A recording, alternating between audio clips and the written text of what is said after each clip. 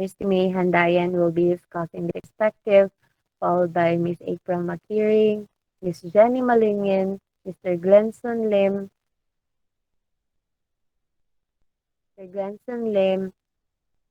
Miss Kesa Lee Huesca, Miss Lorraine Jane Lau, Miss Zilovia Honey Magtulis, and lastly, Miss Sherlyn Mausay. Before we go on our further discussion about the humanistic perspective, I will just give you a little bit of um, a brief history about this perspective kung iunsa ni siya nga nakahuna-huna ang tao ani nga idugang. So it was the year 1960s to 1970s when two major views of learning and development collided. It puzzled the minds of the humanity and it became a struggle for the people on what to believe in. So the first one, the Freudian perspective, emphasizes on the unconscious sexual and aggressive instinct, while the behavioral perspective focuses on the mechanical nature of responses to stimuli in the environment. So these views aren't enough to answer how people learn. So according to the person, and that is why the third force, which is the humanistic perspective, came into picture. Okay. So what is humanistic perspective? The humanistic perspective is the study of a whole person. This looks at the human behavior, not only the human who is the human behavior, but also the person who is behaving. This is a way of evaluating an individual as a whole rather than looking at them only through a smaller aspect of their person. Kibali, um, sa gamay nimo na nakita sa usa ka tawo, dili nimo siya i-judge. But you must first look at the whole perspective before ka mag-give of judgment sa usa ka tao. But really, judgment isn't necessary good if you look at someone. And also, this relates to the idea of being entirely unique and your own individual. When assessing the personality as a humanistic psychologist, this evaluates you through your self-identity.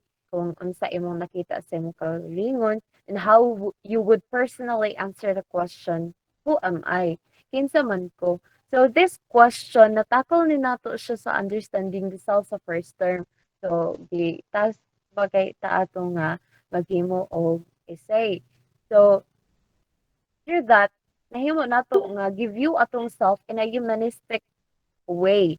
So when you're also the way to assess your personality using this perspective is when your ideal self, uh, the way you would like to be seen, and your self concept on what you think about yourself, your beliefs, who we are, and how these beliefs form our identity are alike.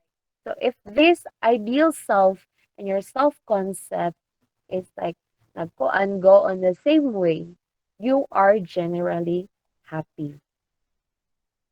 So one of the basic assumptions of human psychology is that humans have free will and are unique.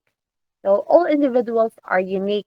We have different kanang lahi man taog capacity as usa ka tao, and we are much likely different gyud. Like wala gyud tay kapareha ingon nga copy paste kung unsa. Maybe naay similarity sa noun pero not really fully kanang copy gyud ka. So all individuals are unique and have an innate drive to achieve their maximum potential. So everyone, lahi-lahi ang usa ka tao, and also they have this their own way on how they drive their self nga ma-reach ang the best or ibali kanang surpassing your own limits. So a proper understanding of human behavior can only be achieved by studying human, not animals. Kaya di ba human behavior man? So, anong maadto man ka sa animals? So, only can only be achieved by studying human good. So psychology should study the individual case like in the graphic rather than the average performance of a group. So when if you want to give a proper understanding of human behavior, you must look on a wider perspective, not only sa average performance sa group. Kay lagi, we are unique, we have differences, and maybe sa imong nakita ani nga group, makita dili nimo na kay kuan dili makita sa ilang nga na makita nimo sa other na group. So in this theory also, every individuals that are unique have the desire to grow in a positive way. So the uh, next one is the cornerstone of humanistic approach to learning. The first one is the spontaneity. Di ko palito. Ayan. So kind of word, they have the tendency to or are known for doing things impulsively without planning. So like ang tao may mga diretso-diretso ra siya uh, to plan with to do things without planning. So it is a way of behaving in which you do what feels natural and good whenever you want to rather than planning first. So you think nga natural rin ni siya buhaton and you think that mo ni maayo nga buhaton. So, without planning things, imo siyang gibuhat impulsively. So, next one is the importance of feelings and emotions. Emotions help us to communicate with others. So, using our emotion, when we feel sad, when we need some help, di ba, we naman gyud tay usa ka tawo nga maduulan or like our friends, we can easily communicate with them. They can also help us to act quickly on an important situation. So it is really important nga our feelings and emotions are involved, but not to the point nga ipakaon na nimo ang self sa imong emotion. Next one is the right of individual to make their own choices. So, a rational person is someone who is sensible and is able to make decisions based on intelligent thinking rather than on emotion. So, ganina, you state nga importante yung emotion, but we should also make decision based on our intelligent thinking or like ang atong panghunahon na rather than basing only on our emotion. Kung manggod ni siya, sometimes manggod if we make choices make decisions basing on our emotion only, mahimo nga we tend to regret it at the end of the day. So, one of the cornerstone of humanistic approach to learning also is being creative, the human creativity. And last one is the motivational theory. Like the psychodynamic theory, humanistic perspective is largely a motivational uh, theory. From a humanistic perspective, motivation is derived from each person's needs, subjective feelings about self, and the desire to grow. So, sa past na nga discussions, di ba? This humanistic perspective, wala siya nag-ingon o wala gyud siya ga-focus on negative things but also the positive things nga maka-help sa usa ka tawo to grow. The next one is the transfer of learning. The first one is the curiosity. So when you are curious about a certain thing or about a subject, you are much more likely to remember information we learned about the subject. Kaya di ba, if we are curious, gusto nato nga kuan kanang makabalota unsa mahitungod ana kay kuan ka ng gusto ka maka-learn or gusto ka makabalo nganong inana man na until nga mahimo nga satisfy ang imong kaugalingon sa imong buhat. So, when we are curious, mahimo nga interesado ta sa mga butang. Unang kana pag buhaton biya nato ang mga butang nga interested ta, mahimo nga mas kuan ta mas focus ta ani niya dili nato dali malimtan kay kita gyud kita'y nagpursige sa atong kaugalingon na i-learn ang kana nga butang. The next one is the positive self-concept.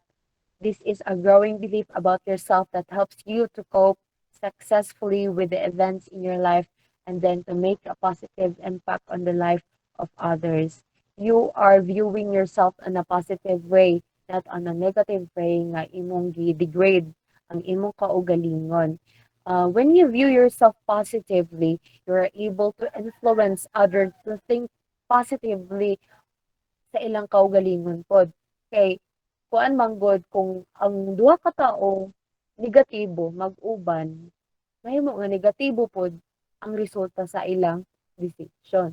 Kay okay ra kuan if we apply it sa algebra nga negative times negative kay positive. But then sa usa ka tawo nga negatibo maghunahuna, di gyud ka pwede nga kauban pod nimo negatibo maghunahuna. There dapat gyud balance ang nakapalibot sa imo. Kung naay usa ka negative, na po dapat positive para mahimo nga balance ang imong kinabuhi. And also, the last one is the open situations where people respect each other's individuality and promote freedom. Mo ni siya ang makahelp sa atoa nga mo grow ug mo make influence, positive influence sa kinabuhi sa ubang tao. So, maybe you're curious kinsa may naghimo ani nga theory nga very positive man. So let me introduce you to the proponent of the humanistic perspective theory, which is Abraham Maslow. Ang proponent of humanistic, he, he is the first to introduce his concept of hierarchy of needs in his 1943 paper, A Theory of Human Motivation, and his subsequent book, Motivation and Personality. So the concept of the hierarchy of needs that is portrayed in a pyramid form. So, muna siya ang kuan, ang sa Maslow's hierarchy of needs. But dili kayo na ko ni siya focusan kay the next someone sa next group pagod na mag-report kay ihaning topic din. She will be focusing on that. But I will just give you a kind of basic information ani nga concept ni Maslow. So this is the basic 4 layers is called deficiency needs or the needs. So as you can see in the screen, the first three levels are labeled as the basic needs. So the physiological needs, the safety needs, and the love and belonging. So paano siya when you are, ibali example sa inyong household, yeah, the physiological needs, the safety needs, you are safe with the people around you, and you also feel the love and the belongingness nga gipafeel sa imong family.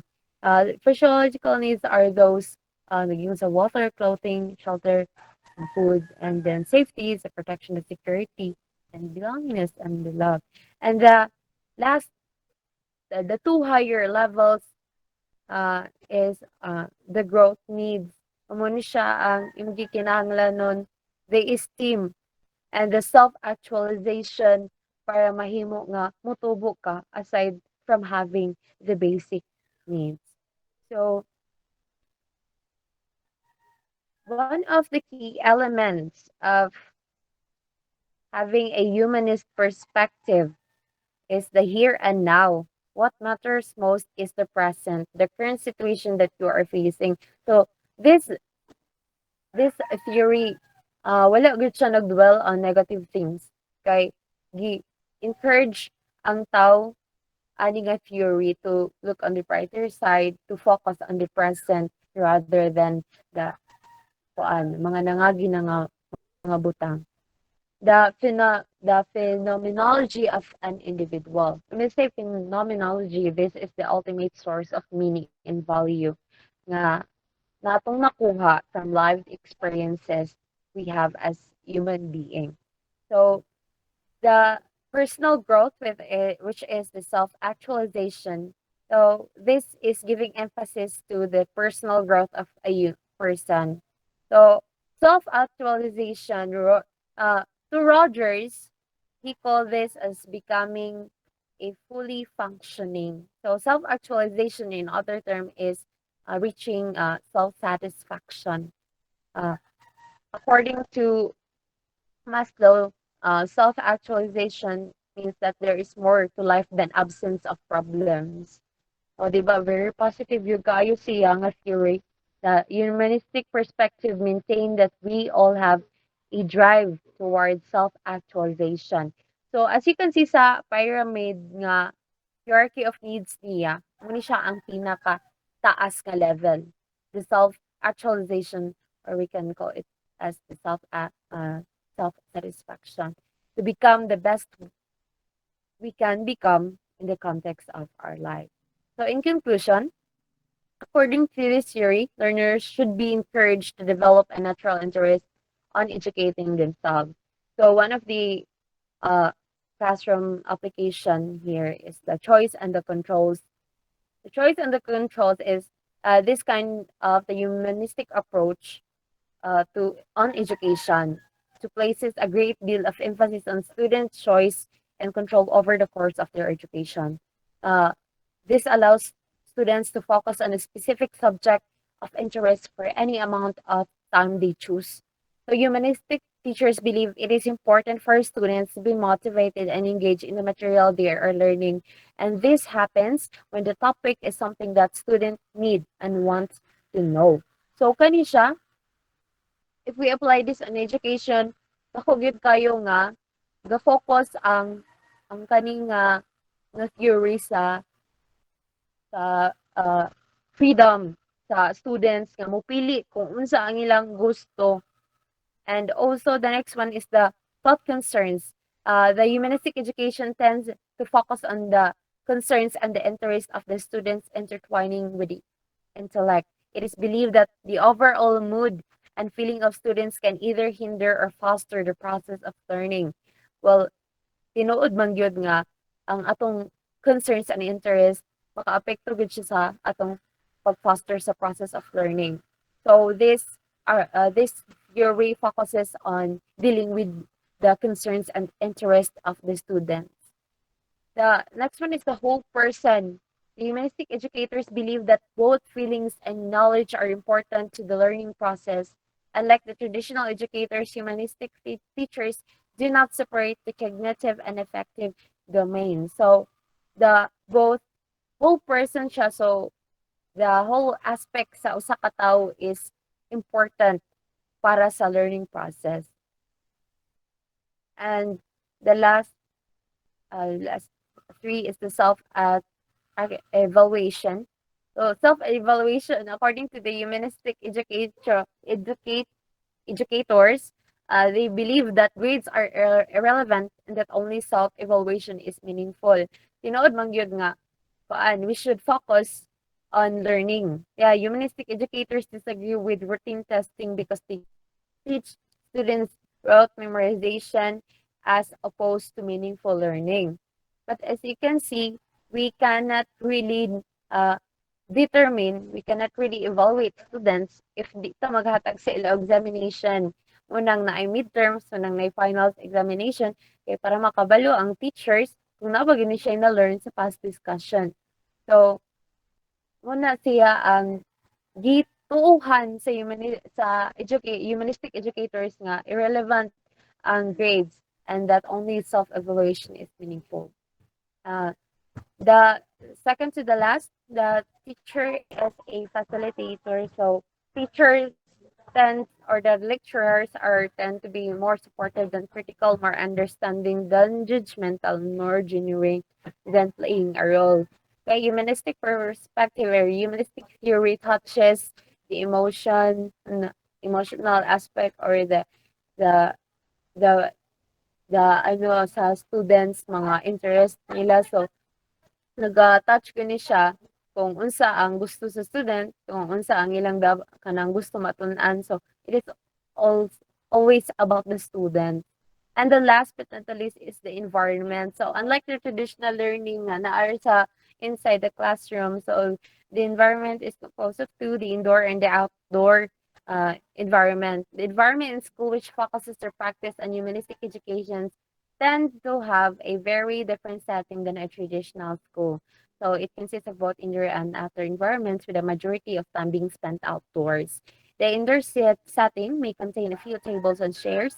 Muna siya ang classroom, muna siya ang for quiet reading and relaxation, bookshelves, hideaway kitchens, a lot of colors and arts posted on the wall. So we are more on like classroom context, inside the classroom context, while the outdoor environment is engaging students sa outdoor activities like playing, natural sports activities, and others. So the wide ranges of activities are offered for students, allowing for free choices. So the conflicting ideas on humanistic perspective, sa ako lang pagsabot is okay siya because it touches and encourages students to be motivated. But then, para lang sa ako, it's too ideal. Kay, kung i-base man gyud nato sa reality, di man gyud nato ni fully nga ma-apply nga theory kay naman gyud mga possible consequences sa atong actions nga pag-abuhatan. So, that concludes my report. I hope na may nasabtan. Thank you. Okay, thank you so much, Kristen May. Christy May. Just say if you have some questions, just save it. No, we will have it after everybody or all of the presenters are done with the presentation. Okay, no, we can move on to the next one. Just save your questions.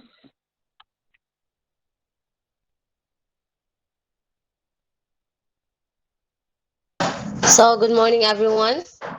I'll be tackle about the experiential learning. So, what is experiential learning? According to Roger, it is equivalent to personal change and growth. It is the process of learning through experience and is more narrowly defined as learning through reflection and doing. Experience. The nature of events someone has undergone previously that has influenced their current understanding of way of thinking.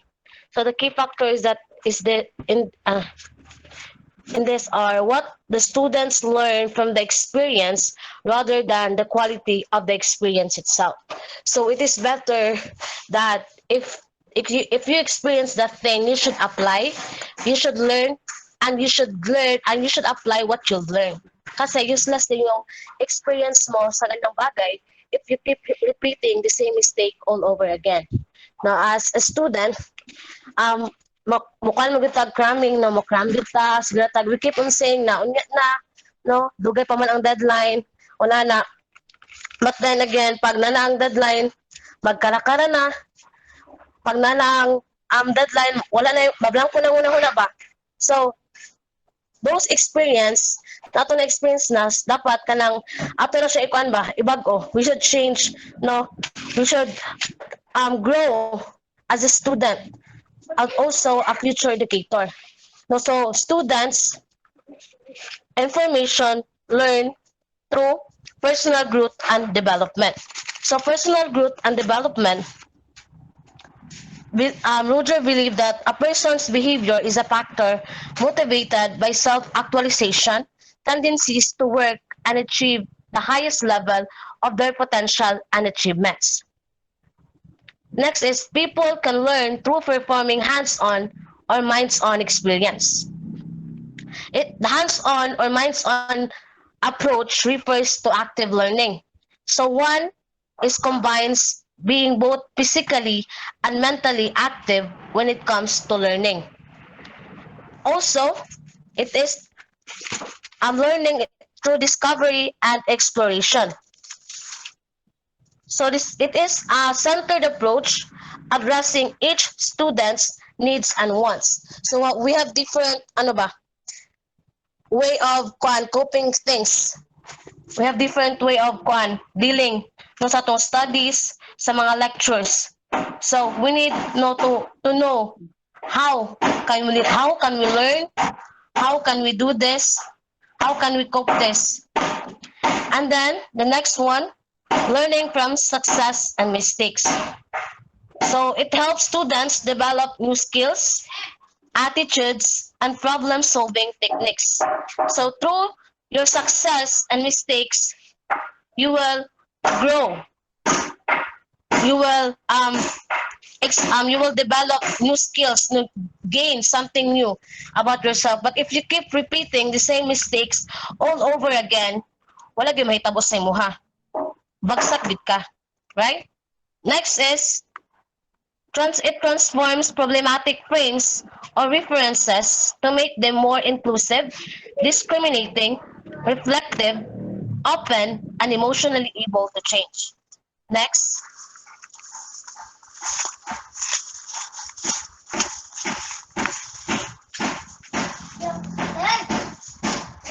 Carl Rogers. Carl Rogers is a founded client-centered psychotherapy and pioneered in the development of scientific methods for studying psychotherapeutic outcomes and process. He further believed that the goals of education should be changed to include personal change and self-knowing. His device based on his views of psychotherapy and humanistic psychology. According to Rogers' theory of learning, can be seen as an ID theory as it prescribes a learning environment that focuses on the following qualities in instruction: personal involvement, self-initiated projects evaluated by learner, and pervasive effect of instruction on the learner. He believed that it is important to include feelings and emotion into education. So kung sa tuwang kuan ba, the things that we love, kung kanang nga butang dili na to love, dili gyud ta magdugay ana. Also in education, if we want to continue our studies, if we want to to graduate, if we want to have a good grades, we need to keep on doing. We need to love what we are doing so that we can achieve what we want to achieve. Also, next slide. In addition to Carl Rogers, John Dewey and David Kolb have also provided significant contributions to the development of the experiential learning theory. According to John Dewey, it is learning by doing, which emphasizes problem solving and critical thinking as opposed to tool learning and memorization. Next slide. Similarly, Kolb contended that concrete learning experiences are vital. So next slide.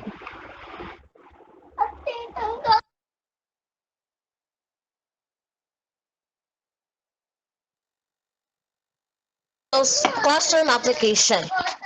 Teachers should set a positive climate for learning. Teachers and students should have be excuse me.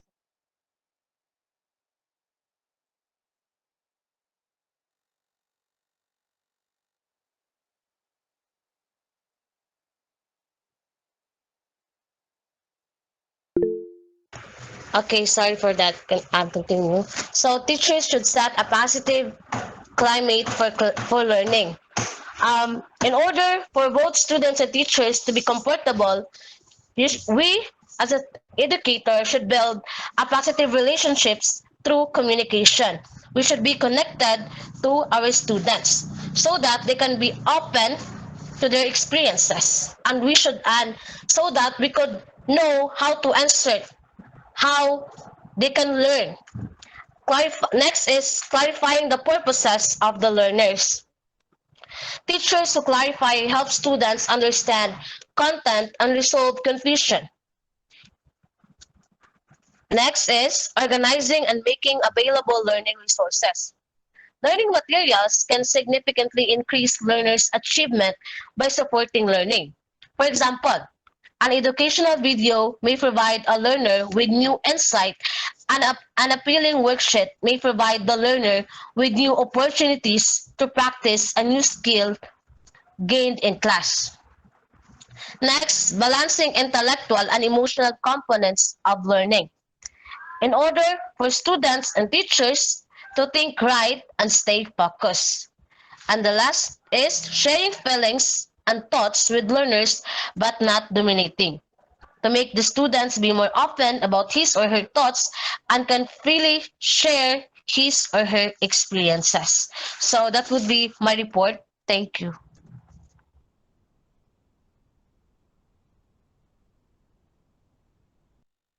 Sige, thank you, Miss Makiring. Experiential learning. Save your questions, no? For later. Next now.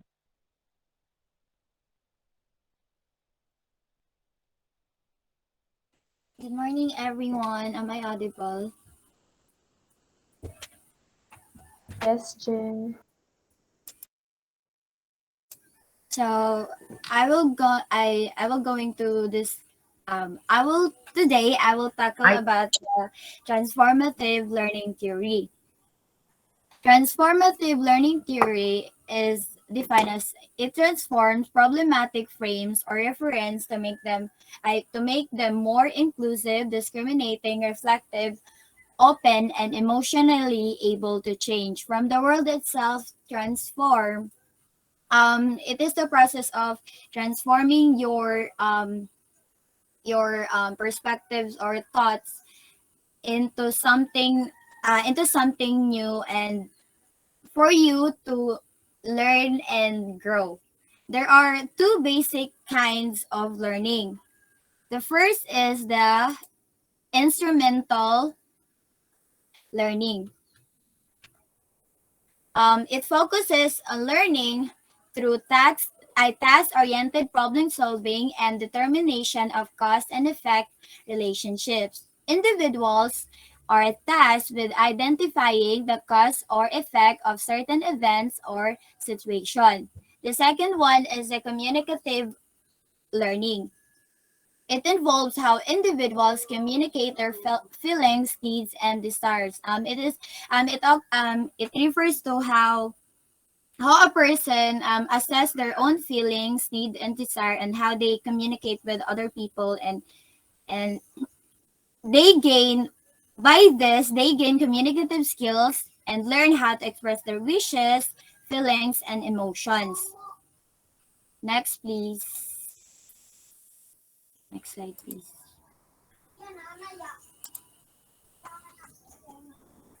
So, who is the proponent of this transformative learning theory? The proponent of this theory is Jack Mezirow. He is an American sociologist and adult of educator. He is widely acknowledged as the founder of concept on transformative learning, which was advanced by Confucius 2,000 years ago in China. He was interested in people's worldviews. He used the transformative learning theory to describe how people develop and use critical self reflecting to consider their beliefs and experiences, and over time change this functional means of seeing the world. Next, please.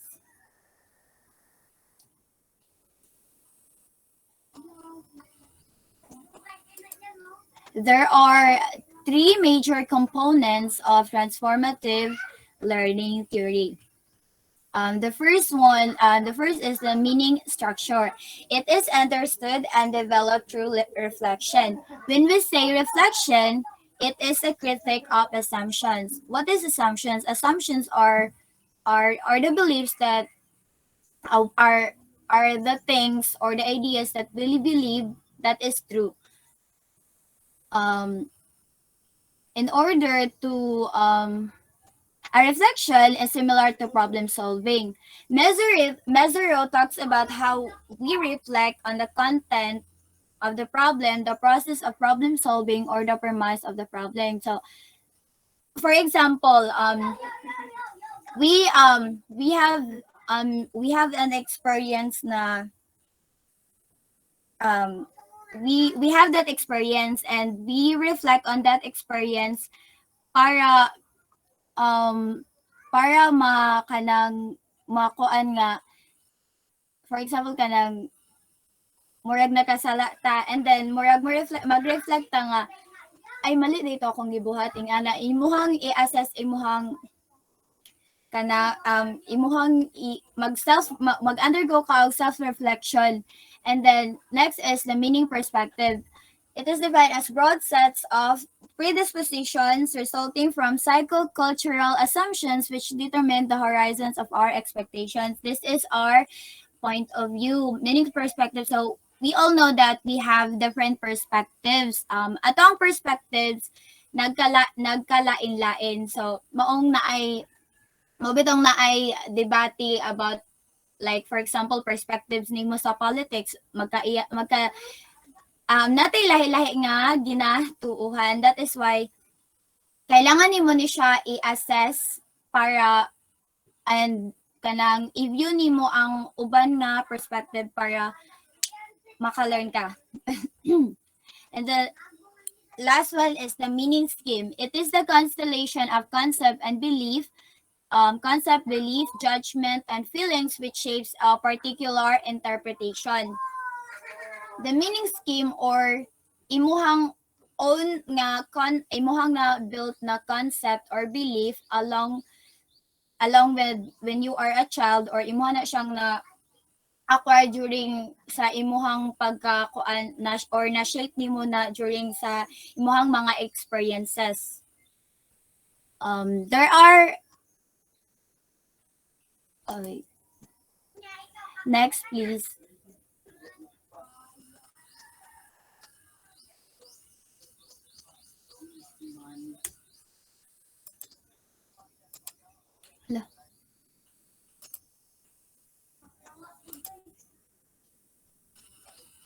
The perspective transformation has three dimensions. The first is the psychological or changes in understanding of the self, the convictional revision of your belief systems, and the behavioral or the changes that you will do in your life.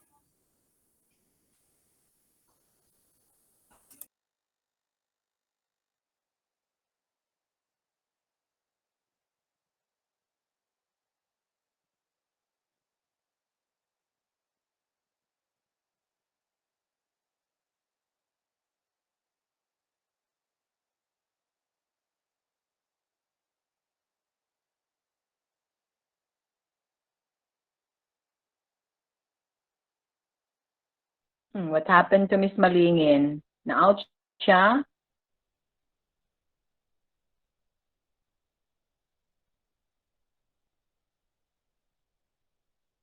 Hello? Where is Miss Malingin now? Hawa siya, ma'am. Na-out Wait lang, siya. ako sang kontakon, ma'am. Sige.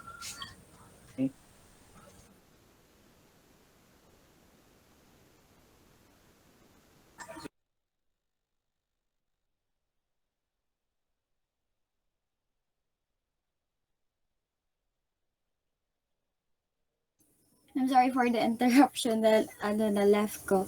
And as I was saying, there are three there are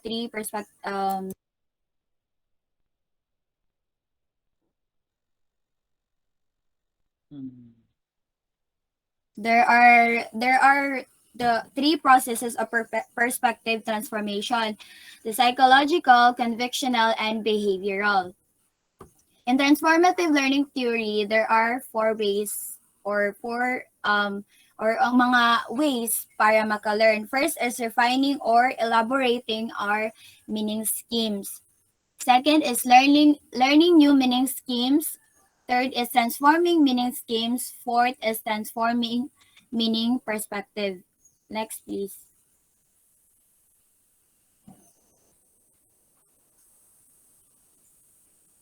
So there are three common themes on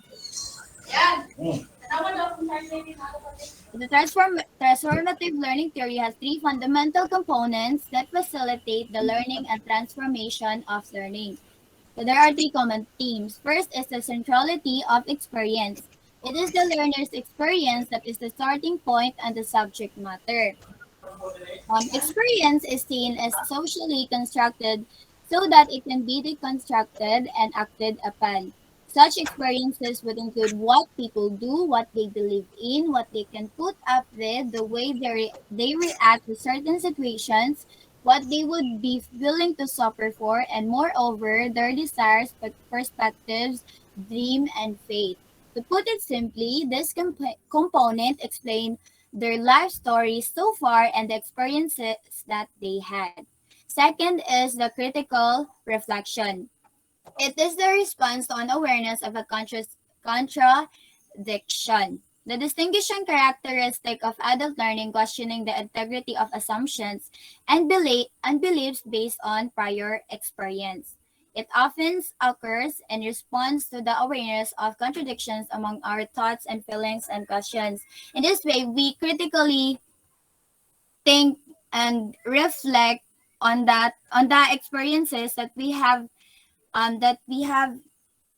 gained or we had encounter. So in this manner, we critic or kanang we assess our assumptions or mga beliefs and mga beliefs or imuhang actions kanang imuha siyang mag-reflect ka sa imong actions kung sakto ba to or dili. Individuals need to think critically about individuals need to think critically about their experiences which in turn leads to a perspective transformation. Sa diri na ma-change ang imong own perspective. And this process will enhance the self-awareness and promotes a deeper level of self-understanding. Third is the rational discourse, the essential medium through which transformation is promoted and developed. This component of the transformative learning theory refers to the experience that can bring about transformative learning. So, it is a form of discussion with other people that will focus on personal and socially held beliefs and assumptions which are conducted in a logical and rational manner to pinpoint any biases, blind spots, or incongruences which allows the individual to consciously address them. So, in the rational discourse, kanang from the word itself rational, kanang during sa discussion nga i-conduct during discourse, you have to think rationally kay imuhang ikuan ang kanang both sides and kanang imuhang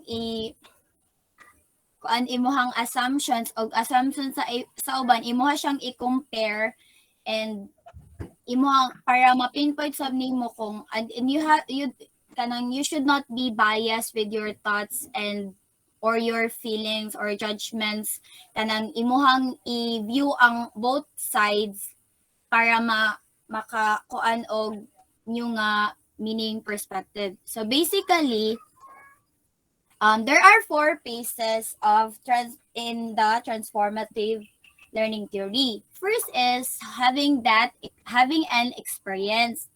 Second is making assumptions. Third is challenging your perspective or i-challenge nimo imong own perspective kay nakadugog naman kalain og nakadugog naman kaglain nga perspective sa imong questionan if ay mali ni ako okay ana siya ing ani and then and then lastly experiencing transformative learning then becomes a new experience. So next please.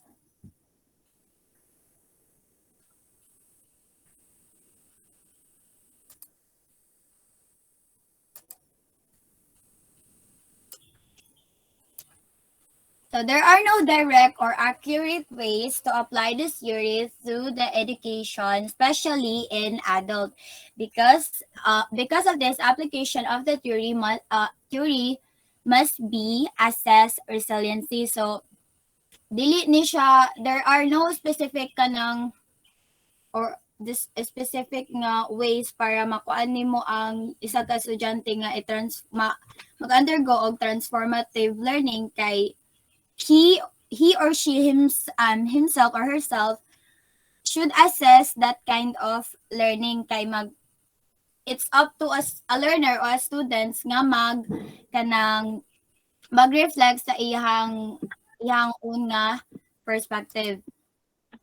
The classroom application so these are the classroom application or the teachers, and so this so mo ni ang mga butang nga pwede mabuhat sa teachers para ma-foster ang transformative learning. First is teachers can give students contrasting articles on a topic and ask them their thoughts and insights on the different elements of each article. So, kanang kibalik, kumbaga sa sa debate, naaman jud na siya pros o cons, and ilahan na siyang ikuan nga mga article, ilahan na siyang timbangon kung asa jud ang kanang mas mulabaw, and ilahan i-analyze na siya nga mga article para ilahan i-share ilahang mga insights and thoughts about that certain or series of article. Second is the teacher must establish an environment that builds trust and care. So in order for the students to undergo to have a transformative learning, dapat ang teacher mag-establish og environment nga trusted og with care, kay if ang estudyante is kanang uncomfortable and dili confident dili sila maka share sa ilahang thoughts and ideas, dili pod nila ma-assess ilahang mga perspective nga kailangan address and kailangan kuan. Next.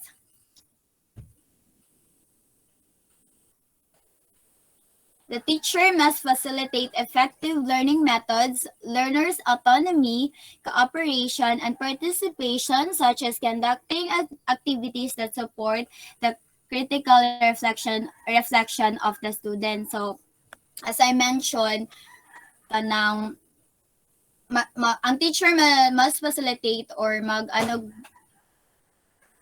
effective learning methods nga like mag-conduct og activities nga mas ma-enhance or ma-strengthen ang critical thinking o kanang maka-undergone pod ang bata nga mag-reflect sa isa ka butang, and asking questions that cause learners to reflect on what they are doing and why they are doing it. So, ang kuan jud ana is pangutan-on nimo ang bata or isa ka learner kung kung unsa man na imong ginabuhat or nganong ginabuhat man na nimo siya. Kay para murag makuan sa estudyante ba nga hala tuod nganong ginabuhat man ko ning ani, so mag-think man ang bata na ginabuhat ko ni kay para makatuon ing ana maka-learn, or kanang nganong ga sa di man ka ing ana gabasa ka ing ana. So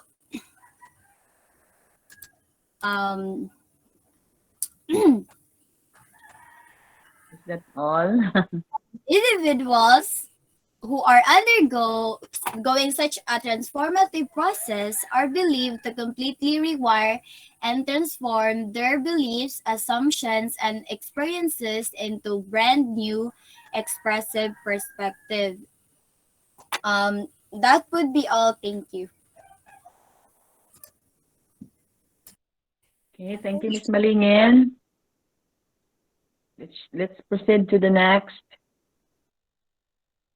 Good morning, everyone. Sorry sa akong background kuan na kay namagi kuan construction dool sa amo. So I will be discussing about social learning theory by Albert Bandura. So first, who is Albert Bandura? So he is influential social cognitive psychologist who is perhaps best known for his social learning theory. So, the social learning theory, pabalik relative.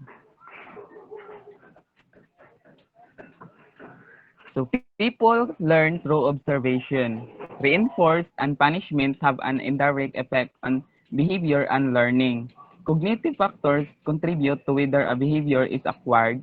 Then, learning involves modeling, yet does not require behavioral change, also called as observational learning. So behavioral theories of learning suggested that all learning was the result of association formed by conditioning, reinforcement, and punishment. But in Bandora's social learning theory, he proposed that learning can also occur simply by observing the action of others. Then, the theory added a social element that people can learn new information and behaviors by watching other people.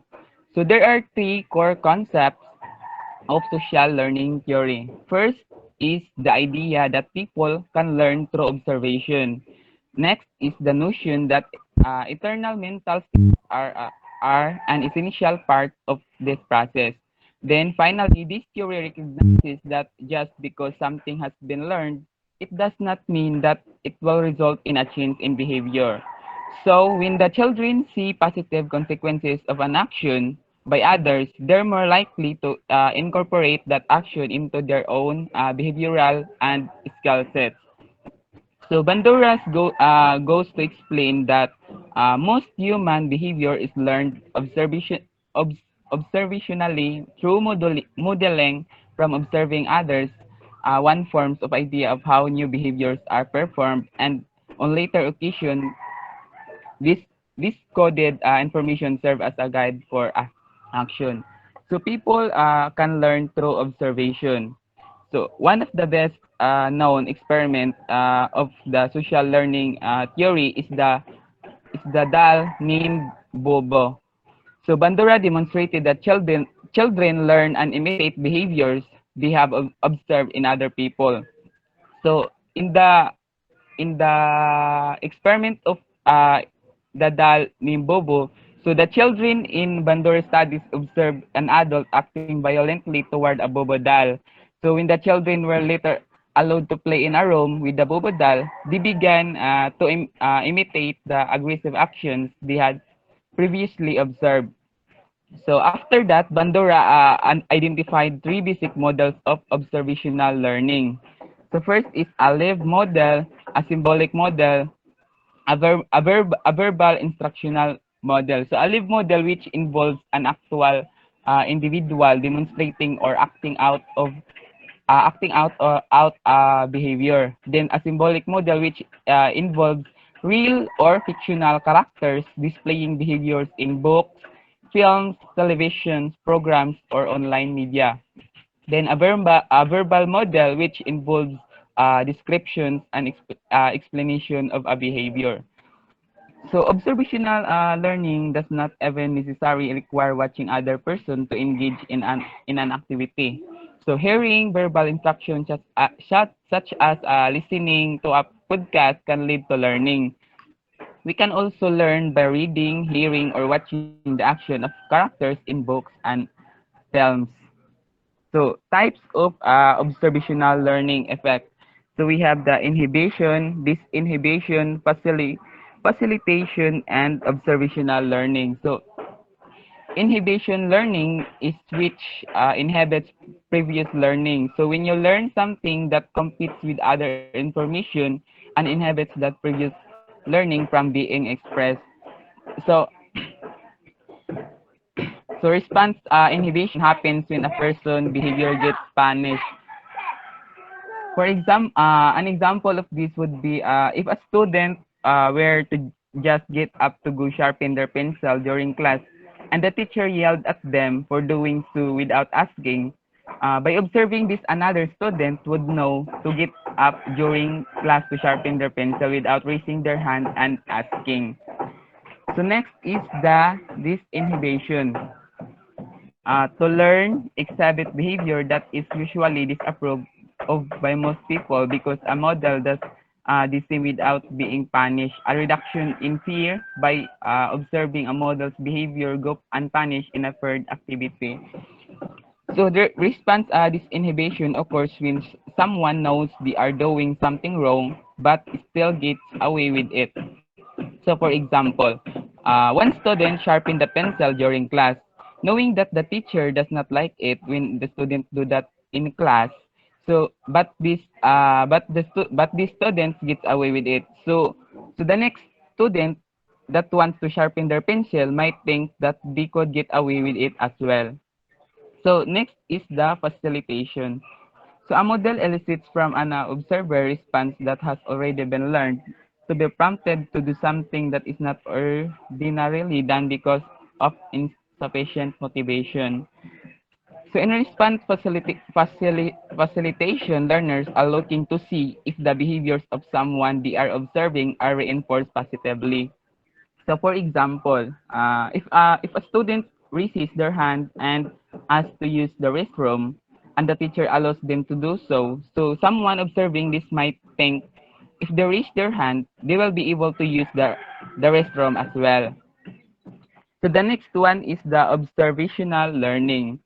So to learn new behavior pattern by watching and imitating the performance of someone else. So for example is a child learns a science concept by demonstrating from the teacher.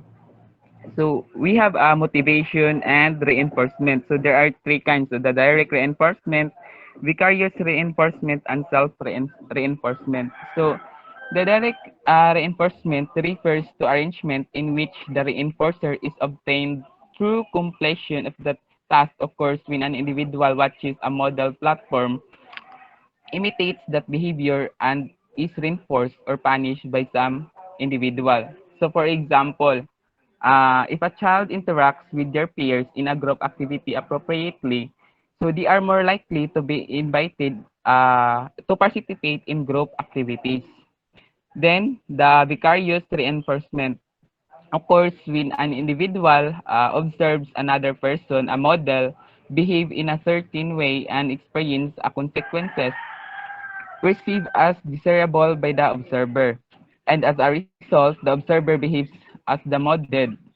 So the observer anticipates receiving reward for behaving a given way because someone else has been so rewarded.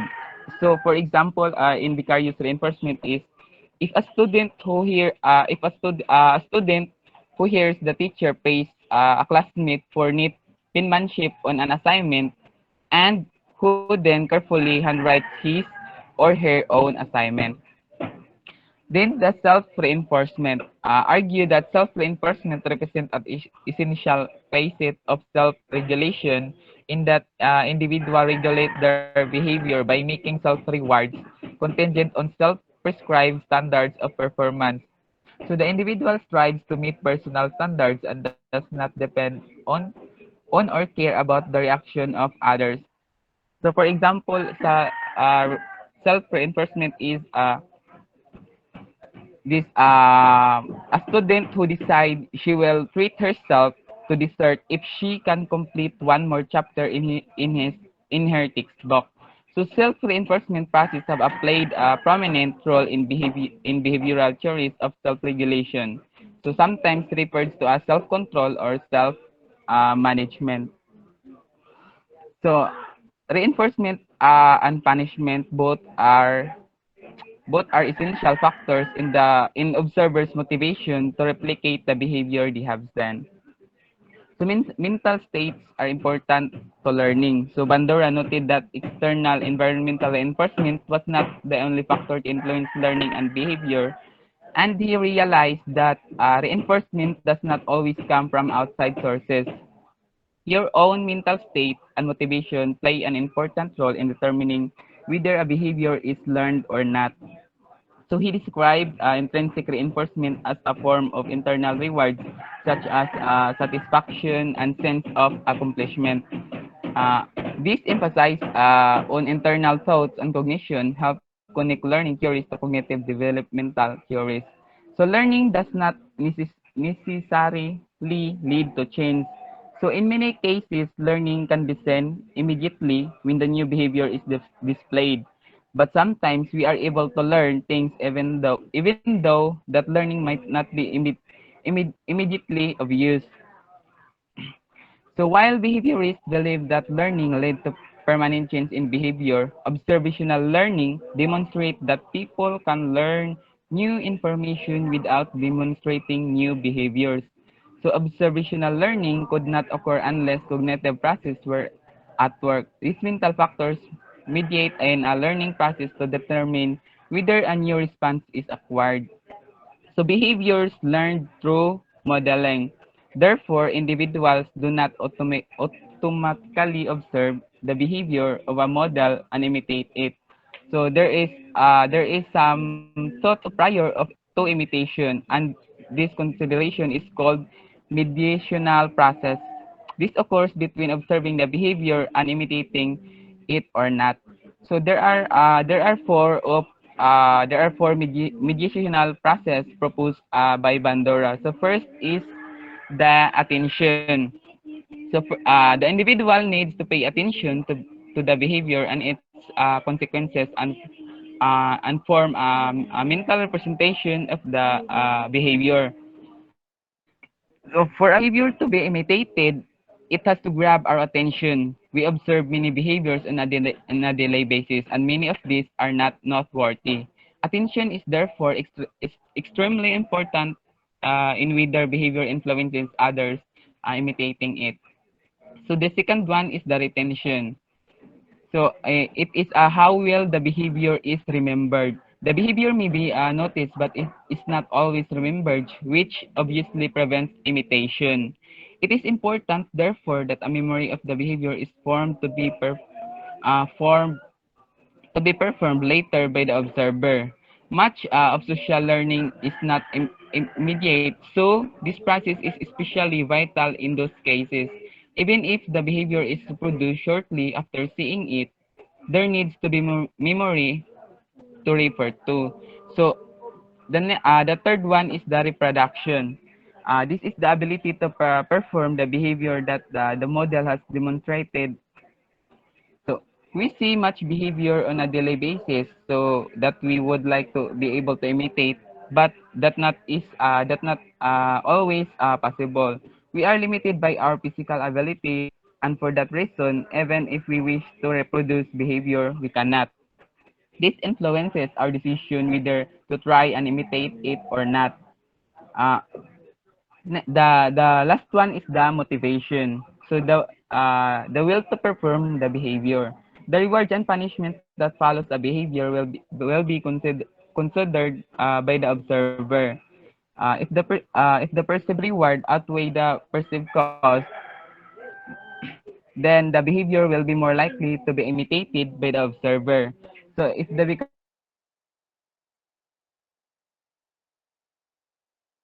vicarious reinforcement is not seen to be important enough to the observer, so the difference is learning, the inactive learning, and vicarious learning. So inactive learning is by doing and experiencing the consequences of your action. So for example, is young learners may use manipulative in their math classes to understand the concept of fractions.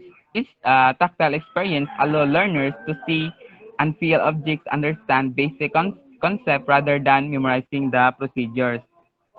Then the next one is the vicarious learning. So learning can occur through observing the behavior of the others.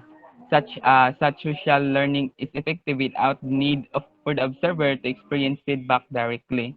So examples of vicarious learning is reading a story about someone experience. So reading memoirs is a form of vicarious learning. By reading someone else's life story, you can pick up lesson on how they overcame various challenges to get to where they are today. So by internalizing some of the wisdom they gained, you learn how to cope with similar situations should they arise in your own life. So next slide, Tim.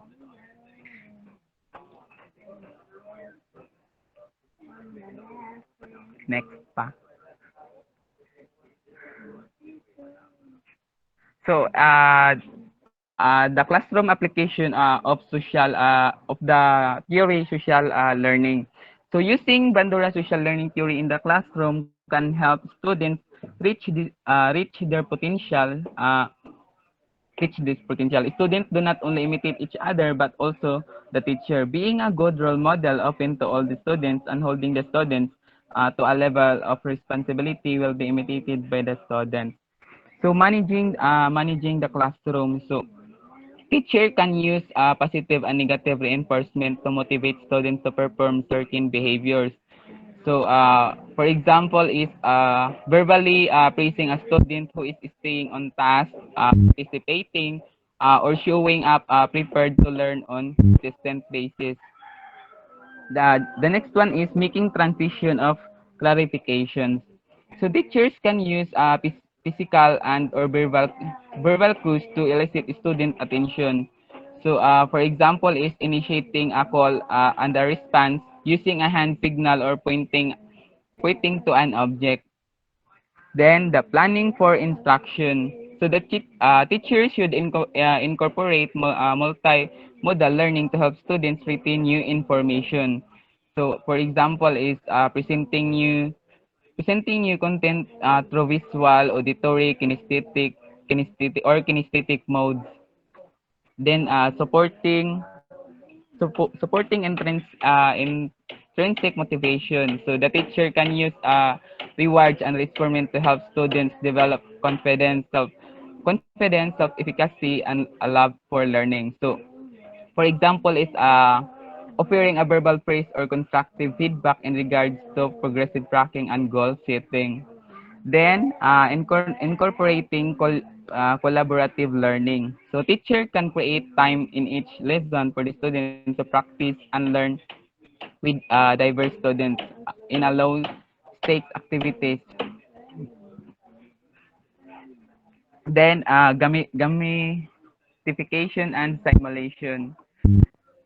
So gamification and simulation help teachers turn their classroom into a more interactive experience. It takes assignment and activities and put them into a game. Then gamification involves turning an activity into a competitive game, creating rewards for winners and creating that unique novel spark that will attract the interest of students. So simulation in the classroom help add interest and fun to the classroom situation. So then gamification and simulation connect to social learning theory by allowing students to make real observation for rewards and punishment in an engaging way in the classroom. So students can in a game or see someone succeed in the simulation and emulate that behavior. Then the flip classroom model. So a flip classroom model involves changing the way students would traditionally learn. So instead of a teacher lecturing the school date, students watch an instructional video or reading materials at home. Then after that, they can apply what they learned through activities or assignments that might have been homework. So teachers act as a guide and coaches, helping helping them to continue the learning. So this embodies the social learning theory because students are able to observe the behavior and action of other students during learning and activities, seeing when they are getting praised and encouraged and apply those observations to their learning. So teachers can incorporate this model by recording themselves lecturing on a certain subject. So students can watch that video as their homework. They can then take their homework assignments and plan to work on them for the next day to the students. It can be beneficial for teachers who choose a model to be available to help answer students' questions if needed. Then the last one is the peer coaching. The peer coaching is a great way to help students learn from each other. So students connected to each other can observe and learn, helping each other along the way. It's important to be careful when instituting per coaching, you don't want students to feel uncomfortable or insecure about another student helping them. So this can work well for example, math learning, paper writing, editing, and more.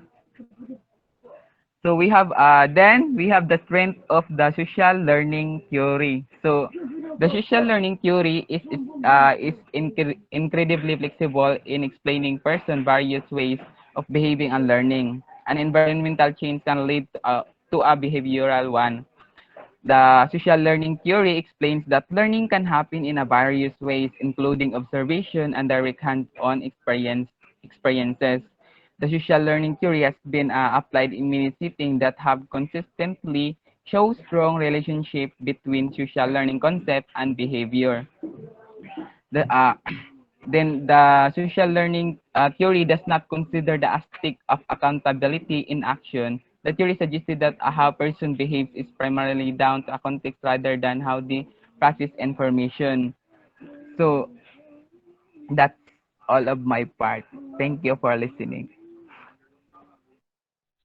Okay, thank you also, Mr. Lim. We have four more people to present. So shall we now please what they call this one? Budget your time, 10 minutes per presenter. Pwede ba yon? 10 minutes lang per presenter. Pwede. Let us budget our time, no? Sige. So may I ask the next presenter please to just finish your presentation in 10 minutes. Okay? That's long enough na. Thank you, Mr. Lim.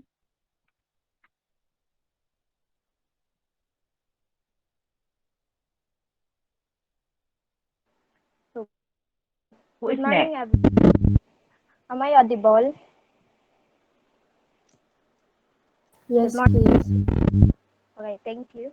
My topic is the bioecological system theory.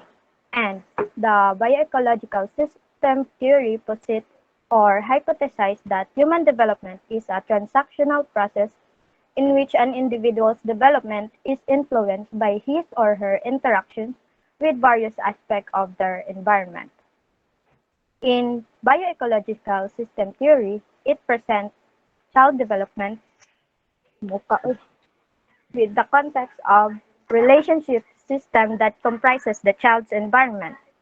And the term bioecological points out that child's own biological makeup impacts as a key factor in one's development. And also, for Bronfenbrenner, he claimed that in bioecological system theory, it is important to consider the whole ecological system where the child growth happen in order to understand their development. This theory is one of the most accepted explanation regarding the influence of social environments on human development. So for Yuri Bronfenbrenner's theory, it helps in knowing the interaction and relationship between the child and their overall environment. Next, please.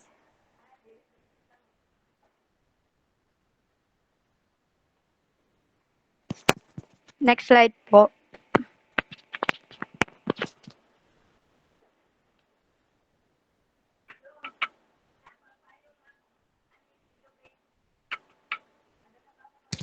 Next slide po.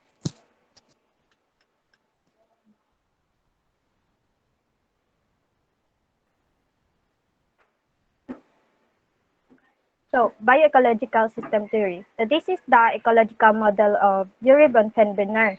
This views child development as a complex system of relationships affected by multiple levels of surrounding environment, from immediate setting of family and school to broad cultural values, laws, and customs. And as you can see in the model, Bronfenbrenner divided the person's environment into 5 different systems. First, the microsystem, then the mesosystem, exosystem, the macrosystem, and the chronosystem, or the my, me, exo, macron. First is the microsystem. Microsystem is the direct contact with the child. The microsystem is the most influential level of the ecological system theory. This is the most immediate environment setting containing the child development. children are born into a microsystem that influence the child's experience directly. So sa microsystem, ma-visualize nato kung kinsa tong mga tao nga una ma-engage sa isa ka bata. So this is ang mga pamilya, ang pamilya. So malaking porsyento talaga ang kanang epekto sa pamilya sa child development because children from ano from unfortunate background are more likely to experience problematic family structures. They may also encounter or experience more negative situations at school or bad influences to their friends. So kung ano yung nakasanayan ng bata ay na a-adapt nila sa kanilang paglaki. And next is the mesosystem. Essentially, a mesosystem is a system of microsystems. The mesosystem encompasses the interaction between the child's microsystem, such as the interaction between the child's parent and the teacher, or between the school peer or the school peers and siblings. Next is the exosystem. These are environments in which the child is not involved and are external to their experience, but it affects them anyway. Example of exosystem includes the neighbor, parents' workplace or parents' friends, and the mass media. The ecosystem also involves links between social settings that do not involve the child. For example, a child's experience at home can be influenced by their parents' experience at work. If the mother loses her job, there might be more arguments with the father, resulting in changes in their interaction with the child. Then, the fourth is the macrosystem. It is the attitude and ideologies of the culture. And the macrosystem is a component of Conventioner's ecological system theory that focuses on how cultural elements affect the child's development, such as socioeconomic status, wealth, poverty, and ethnicity. Sometimes it can give a lot of consequences to the child. Then lastly is the chronosystem. It involves pattern of stability and change in the child's life. And things will get different when the child's environment change correspondingly to the time. It innovates conditions that have an effect on development. And the chronosystem refers to the changes in child and the environment over time. For example, as the child grows up, the parents may stop loving each other and divorce, which can be traumatic for the 8 years old boy. So 5 years later, he may have come to the terms of how things turned out. But when the boy turns 16, his mother have new boyfriend and moves into that tiny apartment, and things get difficult again. So in conclusion, conventioners made a critical contribution to our realization that parents and child relationships do not exist in social vacuums, but are embedded in the larger structures such as community, society, and culture. And for overall, the implication of the model includes the social and political policies and practices affecting the child, families, and parenting. Next, please.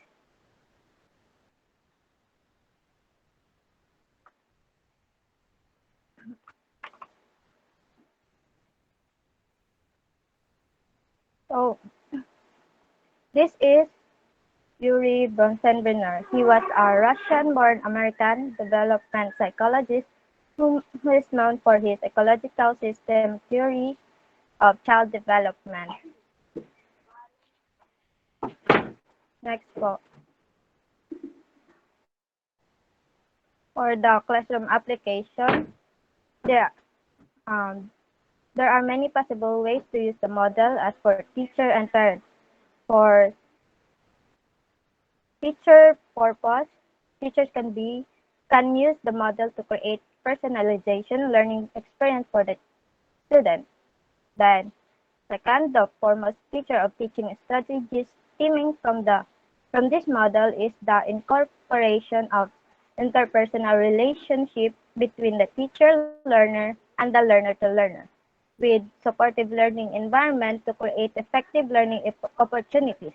And the model suggests that at the most basic level, the process of learning and development take place through teacher-student interaction in the classroom.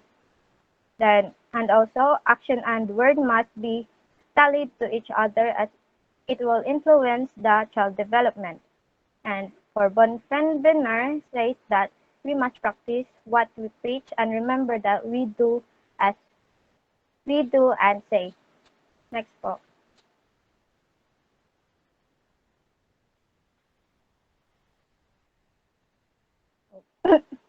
So Bonfenbiner states that we must build bridges between home and school. It means that parents must cooperate and never let the teachers to do all the work and understand the student learning environment and stability quality learning environment. Then personalize relations and interaction in the course of instruction and the climate of the classroom are the means through which progress moves forward. And also differences based on gender and temperament may shape how students function in the classroom and it may benefit from the input and attention of the teacher. That would be all for my report. Next reporter will be Next report will be multiple intelligence. Thank you.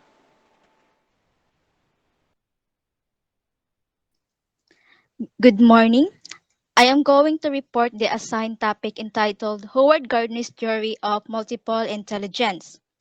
The theory of multiple intelligence was proposed by Howard Gardner in frames of 1983. He defines the first seven intelligence in frames of mind in 1983, then he added the last two intelligence in reframe in 1999. According to the multiple intelligence theory, identifying each student's intelligence has strong ramification in the classroom. If a child's intelligence can be identified, then teachers can accommodate different children more successfully according to their orientation to learning. So, as a future educator, kinahanglan jud nga ma-identify jud nato ang isa tagsa-tagsa nga intelligence ato ang mga estudyante para makabaluta kung unsaon nato sila pagtabang, unsaon nato sila pag-accommodate, unsaon nato pag-bow sa ilahang tagsa-tagsa nga intilidad. So, there are 9 intelligence and these are the following. First is the visual spatial intelligence or picture smart. This do means that learning visually and organizing ideas spatially. These are the intelligence who enjoy charts, graphs, maps, tables, illustrations, art, puzzles, costumes, anything that are eye-catching. Example of this was the blind person who uses touch and spatial reasoning to calculate the size, shape, width, and length of an object, which results in an accurate visual picture of the object. Second, we have the verbal linguistic or the word smart. This do means learning through the spoken and written word. These are the intelligence or the children who demonstrate strength in the learning arts, speaking, writing, reading, and listening. Example of this are the people who loves to debate or who loves to discuss and develop stories. Third, we have the mathematical or logical number smart or logical smart. Learning through reasoning and problem solving. These are the children or the intelligence who display an aptitude for numbers, reasoning, and problem solving. Example of these are those people whom had the skills like problem solving or performing experiments. Fourth, we have the bodily kinesthetic or body smart. This is learning through interaction with one's environment. These are the these are the intelligence whom experience learning best through activity, games, movement, hands-on task building. Example of this are the people who are skilled at dancing, sports, hand-on experiments, and acting. Fifth, we have the musical or music smart. This do means learning through patterns, rhythms, and music. These are the intelligence or the children who has intelligence who learn well through songs, patterns, rhythms, instruments, and musical expression. Example of this are the rhyming words that do help kids remember new concepts and school subjects or develop new language skills. Six, we have the interpersonal or self-smart. This do means learning through feelings, values, and attitudes. These are the children who has intelligence, especially in touch with their own feelings, values, and ideas. Example of this are those people like Einstein, whom are self-motivated, introverted, spends a lot of time alone, and work independently. Also enjoy in writing journals. Seventh, we have the interpersonal or people smart. That do means learning through interaction with others. These are the intelligence or the children with intelligence who are noticeably people-oriented and outgoing and do their learning cooperatively in groups or with another partner or with a partner. Identified as talkative or to concern about being social. Example of this was by communicating well verbally, from different perspectives that can create positive relationship with others, or the counselor, salesperson, politician, these are the children who has intelligence, who love the outdoors, animals, field trips. These students love to pick up on subtle differences in meaning. Example of these are the individuals whom exhibits an interest in natural elements like garden, forests, mountains, and many more. Also, those people whom are in line with the career scientist, naturalist, landscape, and architect. Lastly, we have the existential or spirit smart that do means learning by seeing the big picture or the situation as a whole. These are the children who was intelligence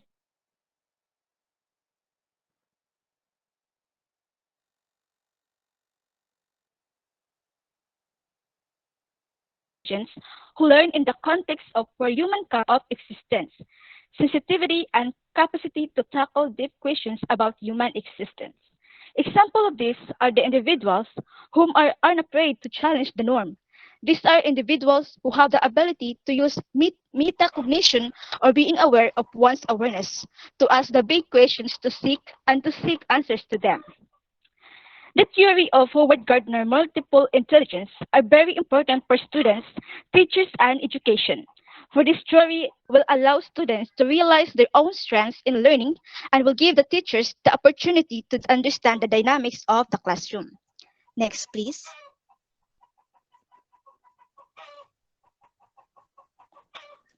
Next, please.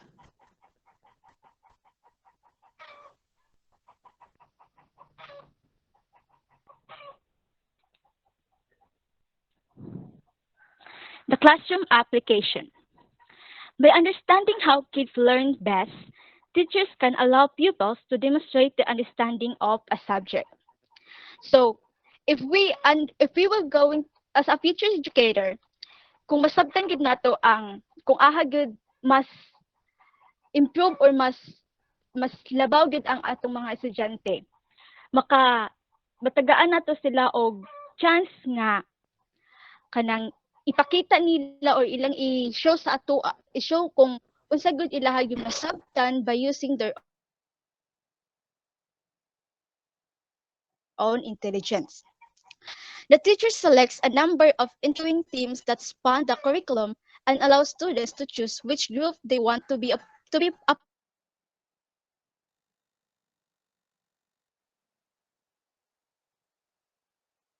a part of based under interest and intelligence. So kung may bawaan na nato gyud kung unsa ang ilahang tagsa-tagsa nga or respective nga intelligence, ma kuan mataga ma ato silang mag-guide kung aha sila nga group or asa sila na bilong para sa base sa ilahang own interest or intelligence para dito ang pace or dito sila nga part dito mas mulambo o mas ma-improve pa ang ilahang tagsa-tagsa nga intilidad. Next please. Next please.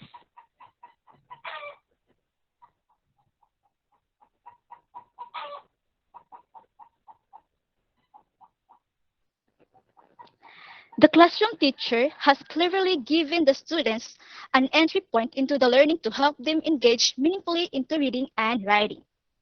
So,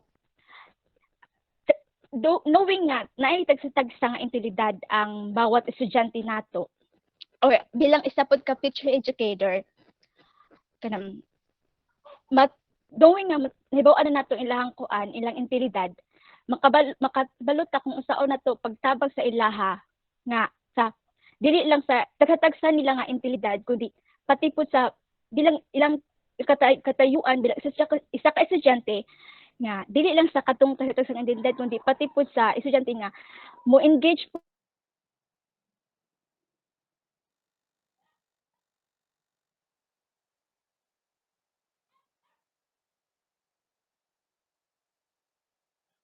nga isa ka particular or isa ka respective nila nga intelligence dito ara sila mag focus para pod sa kini nga pamaraan matabangan nato nga ila pang ma-discover ila pang ma-discover ang uban nila nga intelligent nga wala sila kabalo wala sila ka di sila aware nga napod sila intelidad dahil pod nga ingani. So as an educator kita gid ang mo guide pod sa ilaha og mutabang para nga mas mapabose og mas og napa sila chance na ma-discover pang uban nilang intelidad. So allowing students to show their understanding through their intelligence is important for learning. So tagaan jud nato importante gyud nga tagaan nato og kanang chance or i-allow nato atong mga estudyante nga ipakita gyud nila kung unsa gyud ilaha yung nasabtan kung unsa gyud ang ilaha yung nasabtan or intilidad kay isa ni sa makatabang para nga ang ilahang learning nga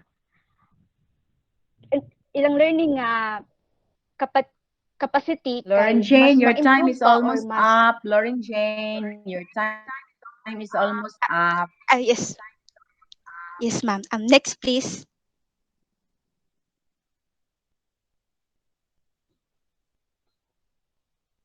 So Gardner's theory encourages teachers to use different methods and activities so that interests all the students. So sa tanan-tanan nga gikuan ni Gardner's nga theory, makatabang ni or maka-encourage ni sa ato ang mga future educators para mo gamit og lahi-lahi nga aktibidad pamaagi nga makakuha sa interest sa tanan nga sa atong mga estudyante. By using this theory instead of excelling in one area, kids will be able to thrive in several. So sa tungod kay daghan maning theory sa mga intelligence, matabangan nato sila nga mas kapag sa kung gaina mas ma-discover pa nilang uban nila nga intelidad. Multiple intelligence can assess instructors' diversity, their training and evaluating approaches while also enriching students' learning. So, sa balik na akong giingon, ang multiple intelligence maka-assess, makatabang sa mga teachers para ma-guide o makuan nilang mag-guide o matabang nilang ilahang mga estudyante. Maraming salamat. Okay, thank you. Sige, kay 18 minutes na lang. Good morning, everyone. I will be discussing the triarchic theory of intelligence, the theory that attempts to understand the human intelligence in terms of distinct components rather than a single ability. This theory was formulated by Robert Sternberg in 1980s. Next slide, please. Robert Sternberg is a well-known psychologist, psychometrician, and a prominent figure in the research of human intelligence. Robert Sternberg thought that the way how intelligence was measured is not right or it is wrong. Sternberg argued that intelligence isn't fixed, but rather comprises a set of abilities that can be developed. He believed that intelligence is more than some specific cognitive processes and the ability to acquire knowledge, but with contextual and experiential skills needed to succeed in life. So he developed this triarchic theory, next slide please, Tim, which focuses on three specific types of abilities that he believed to be making up the intelligence. Next slide, Tim. These are the analytical, creative, and practical. The first one is the analytical thinking. It is the ability to evaluate information and solve problems. It is simply the ability to critique and evaluate or to analyze. It focuses on planning, monitoring, reflection, and transfer. It is also refers to being able to take apart the problems and being able to see solutions not often seen by others. So analytical thinking is the ability to evaluate information and solve problems. Next slide, please, Tim. It is comprised of three kinds of mental processes or components. As we can see, the first one is the meta components, which enable us to monitor, control, and evaluate our mental processing so that we can make decisions, solve problems, and create plans. The next one is the performance components, which are what enable us to take action on the plans. This includes the execution of strategies and the decisions arrived or assembled by the meta components. They are the basic operations involved in any cognitive act. Knowledge acquisition is the process used in gaining and storing new knowledge and ideas that enable us to learn new information that will help us in carrying out our plans. So these analytical intelligence, our ability to analyze, critique, and evaluate is that intelligence which can be measured by a standard IQ test. But according to the triarchic theory of Sternberg, this is not the only intelligence that should be measured, and intelligence should not be measured by some sort of figures or numbers only. So here comes the other two intelligence, which are the creative and practical intelligence. The creative thinking or experiential intelligence, it is the ability to deal with novel situations or issues and come up with new ideas. Novelty refers to situations that you have never experienced, while automation refers to which has been performed multiple times and can only be dealt with real or extra thoughts. Creative thinking is the ability to discover, invent, and create. It focuses on developing, applying new ideas, and creating solutions, and deals with how well a task is performed with regard to how familiar it is. Creative thinking or the experiential intelligence proposes that intelligence can be applied to a continuum of experience from novel to automation. Diba? At the novel end of spectrum, this is where an individual is confronted with an unfamiliar task or situation, so they must come up with a way to deal with it that makes them creative. At the automation end of spectrum, one has become familiar with a given task or situation and can now handle it with minimal thought. So again, creative thinking is the ability to discover, invent, and create solutions to the problems you just encountered. The last one, next slide, please. Next, okay. The last one is the practical thinking or the contextual intelligence. Practical thinking is the ability to apply, utilize, and implement. For example, you learn something in your math class and then you apply it in real life. You learn something like computing your income or your tax or income tax. When somebody has a plan and you implement it to make it work. So you are using your practical intelligence. Practical intelligence is the ability to get along in different contexts or the ability to successfully function in one's environment.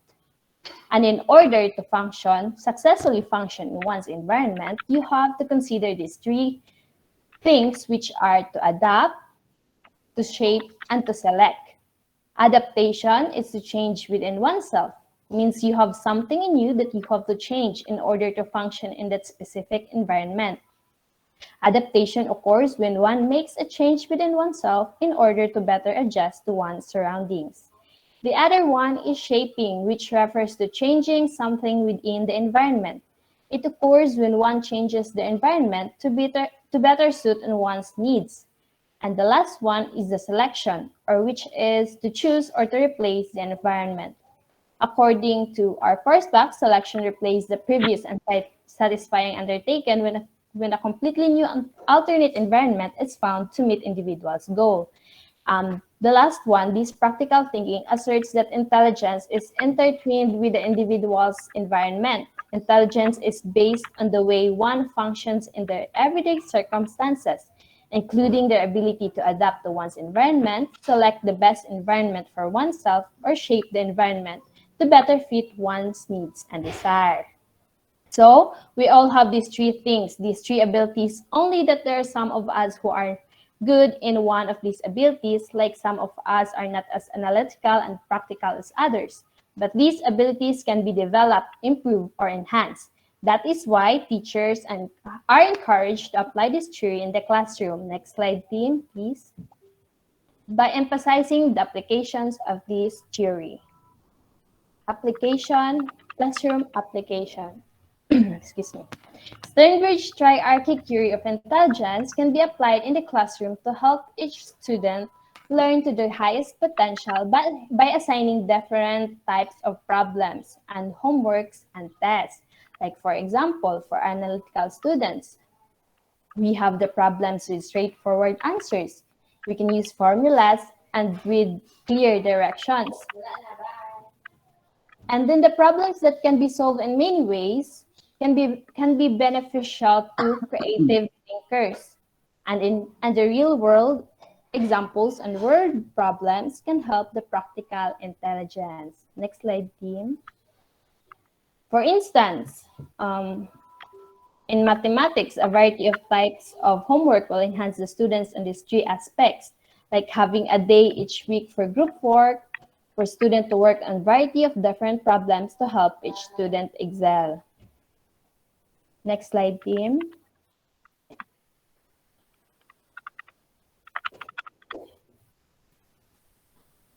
Yan. For example, sa analytical, computing the area of a triangle with a base 5 and the height 5 would be straightforward. This would be good to enhance the student's analytical thinking or componential intelligence. Asking questions in specific directions can leave the problem more open for creative ways to solve them, like a word problem that questions age, finding the age, or these benefits creative thinkers, yet also helps other students to develop their creative thinking skills. And the last one, like the example given, and questions that student Andy and Ben had a total of 60 pesos. If Andy gave Ben $8, I mean, they would have an equal amount of money. How much money did Ben have in the beginning? So this improves and motivates practical, intelligent people because it deals with real life scenarios. The triarchic theory holds that students should be instructed in a way that helps them both capitalize on their strengths and correct and compensate for weaknesses. Thus, ideally, students will be taught in all three ways: analytically, creatively, and practically. According to Sternberg, practical intelligence as well as creativity are equally important when measuring an individual's overall intelligence. Not only that analytical intelligence, which can be measured by IQ test, is significant. He observed that all three kinds of intelligence are necessary for successful intelligence, which refers to the ability to be successful in life based on one's ability, personal desires, and environment. That's all for my report, and I hope you learned something. Thank you.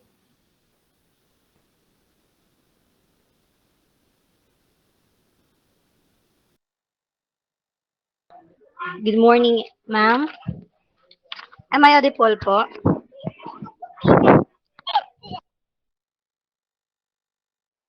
Hello? Yes, she. Okay. So, good morning, everyone. My topic, the assigned topic to me is all about cone of learning. So, cone of learning is designed to show the progression of learning experiences from the concrete to the abstract. When we say concrete or concrete learning, these are the individuals that learn best with hands-on methods and show the most success when doing. This involved with their learning process and doing rather than watching. When we say concrete learning, these are the first-hand experiences. The learners has some control over the outcome and incorporates the use of all five senses. So in cone of learning, the concrete learning starts with the bottom of the cone. And then learner, according to Edgar Dale, learners retain more information by what they do as opposed to what is heard, read, or observed. So um, we remember more from doing than from reading. So Dale's cone of experience is a visual model that is composed of 11 stages, starting from concrete experiences at the bottom of the cone, then it becomes more and more abstract as it reaches the peak of the cone. So the base of the cone is known for doing. The middle of the cone is known for observing. Then the peak of the cone is the most abstract. Experiences are represented non-realistically by symbols and visual. So the arrangement in the cone is not based on its difficulty but rather based on abstraction and on the number of senses involved. Next slide, please.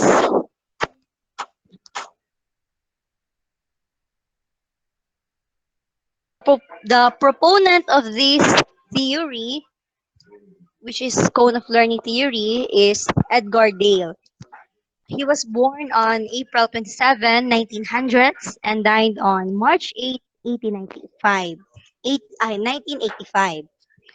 So, a US educationist who developed the famous cone of experience. His several contributions to audio and visual instruction, including a methodology for analyzing the content of motion pictures. Next slide, please.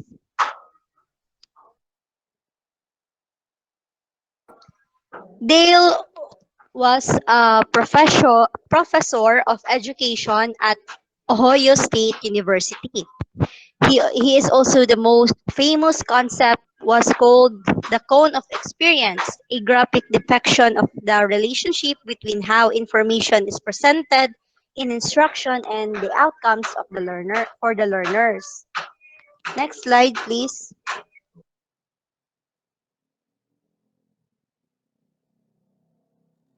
He was an he was an internationally renowned pioneer in the utilization of audiovisual materials in instruction and also made major research contributions in teaching of vocabulary and testing readability of text. Next slide, please.